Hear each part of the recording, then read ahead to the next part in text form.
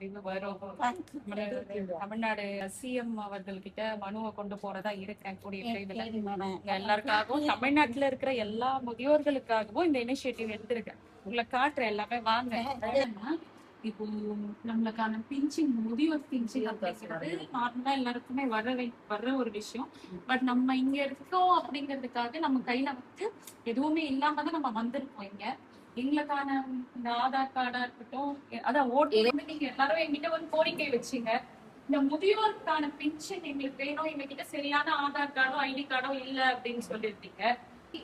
அவங்களுக்கு என்னென்ன தேவை அப்படிங்கறத பார்த்து ஐடி கார்டு, ஆதார் கார்டு, அது மட்டும் இல்லாம அவங்களுக்கு ஓட்டு உரிமை, இந்த வாக்களிக்கிறோம் இல்லையா, அந்த உரிமை 80 வயசுக்கு மேல இருக்கிறவங்களுக்கு வந்து அவங்க இருக்கிற இடத்துலயே கொண்டு வருவாங்க.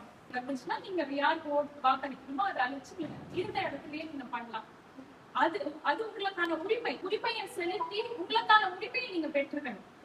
மாசம் மாசம் உங்களுக்கு வரக்கூடிய இந்த முதியோர் பென்ஷன் வந்து எல்லாருக்கும் வரணும் அப்படிங்கிற மாதிரி நம்மளுடைய மாண்புமிகு முதலமைச்சர் ஜோசப் விஜய் அவங்கள்கிட்ட இந்த கோரிக்கையை கொண்டு போகலாம் அப்படின்னு சொல்லி ஒரு முன்னெடுப்பு எடுத்திருக்கோம். கண்டிப்பா இது உங்களுக்காக சக்சஸ்ஃபுல்லா நடக்கணும் அப்படின்ட்டு எல்லாரும் இறைவனையும் வேண்டிக்கிறேன். நீங்களும் வேண்டிக்கோங்க, சரிங்களா? நீங்க சொன்ன ஒரு விஷயத்தினால தமிழ்நாட்டுல இருக்கிற எல்லா முதியோர் இல்லத்துல இருக்கக்கூடிய முதியோருக்கும் ஒரு நல்ல விஷயம் நடக்கும் கண்டிப்பா அப்படின்னு நாங்களும் நம்புறோம். நீங்களும் ப்ரே பண்ணுங்க. அவங்களோட பிளெஸிங்ஸ் அண்ட் சப்போர்ட் எப்பவுமே இருக்கணும். உங்களுக்காக நாங்களும் இருக்கோம் எப்போ, சரிங்களா?